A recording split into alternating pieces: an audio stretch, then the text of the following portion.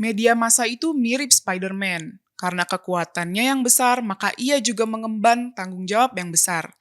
Media jelas sangat berpengaruh pada khalayak membacanya. Dalam dunia politik dan ekonomi, peran media tak bisa ditinggalkan. Politik bisa gonjang-ganjing ketika media memberitakan gelombang aksi mahasiswa. Harga saham bisa rontok karena pemberitaan negatif media. Makanya, kesalahan menulis berita di media bisa berakibat fatal. Kali ini kasus itu terjadi pada dua media nasional ternama, yakni Detik.com dan CNNindonesia.com. Berita ini menyangkut tokoh terkenal Luhut Binsar Panjaitan. Luhut adalah Menteri Koordinator Bidang Kemaritiman dan Investasi Indonesia. Namun, pengaruh omongan Luhut bisa sangat luas. Pasalnya, Luhut adalah orang kepercayaan Presiden Jokowi.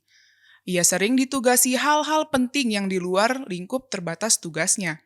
Kasus ini bermula ketika Luhut diwawancarai di podcast Deddy Corbuzier 11 Maret lalu. Topiknya, Jokowi 3 periode, gimana komen kalian? Topik ini menyangkut wacana perpanjangan masa jabatan presiden, baik lewat 3 kali masa jabatan sesudah amandemen konstitusi di MPR, atau pengunduran pelaksanaan pemilu dan pilpres. Ini isu politik yang cukup panas saat itu. Ternyata, wawancara Luhut di podcast menimbulkan kehebohan besar. Muncul arus opini yang luar biasa di tengah masyarakat. Pasalnya, wawancara Luhut diberitakan ulang secara tidak akurat oleh media online. Sempat timbul sejumlah aksi mahasiswa di berbagai daerah. Mahasiswa UI memprotes Luhut ketika Luhut berkunjung ke kampus UI 13 April lalu. Ini berkaitan dengan substansi perbincangan Luhut tentang Big Data. Isu Big Data dari Luhut itu diberitakan media online secara tidak akurat. Dalam podcast, Luhut menyampaikan, kita ini punya Big Data. Dari Big Data tersebut, kita menggrab 110 juta dari Facebook dan macam-macam. Karena kan orang main Twitter itu 10 juta. Intinya Luhut bilang, golongan menengah ke bawah itu pokoknya ingin hidup tenang.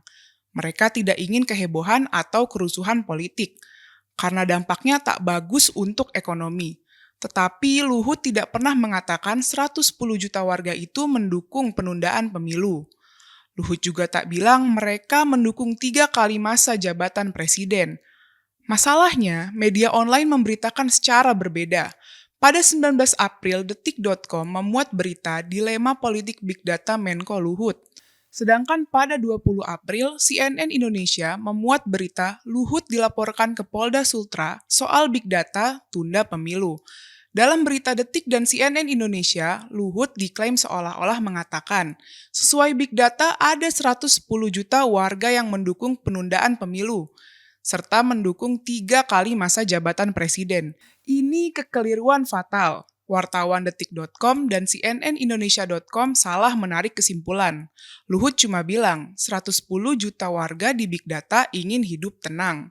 Hal itu bukan lantas berarti mereka mendukung penundaan pemilu dan pilpres, atau mendukung 3 kali masa jabatan presiden. Namun, ketidakakuratan pemberitaan ini sudah terlanjur menyebar, dan sudah memicu reaksi negatif dari masyarakat.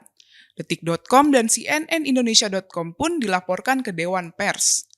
Kedua media dianggap melanggar kode etik jurnalistik. Keduanya telah memuat berita yang tidak berimbang secara proporsional.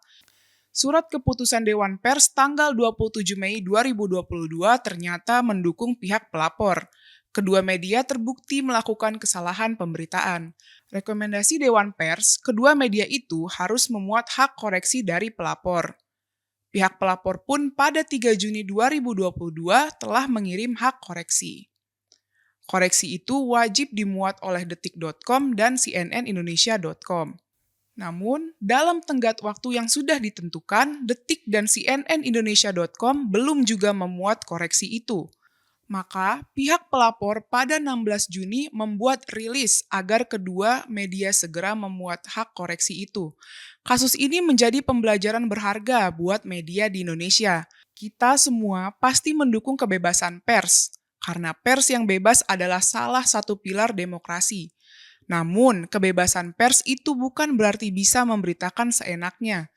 Pers juga harus memiliki tanggung jawab dan menjaga integritas. Rasa tanggung jawab adalah bagian dari profesionalisme media. Ciri lain profesionalisme adalah keterampilan para wartawan dan awak media. Wartawan yang salah mengutip narasumber atau salah menarik kesimpulan berarti belum profesional. Adalah tugas setiap media untuk mendidik para wartawannya.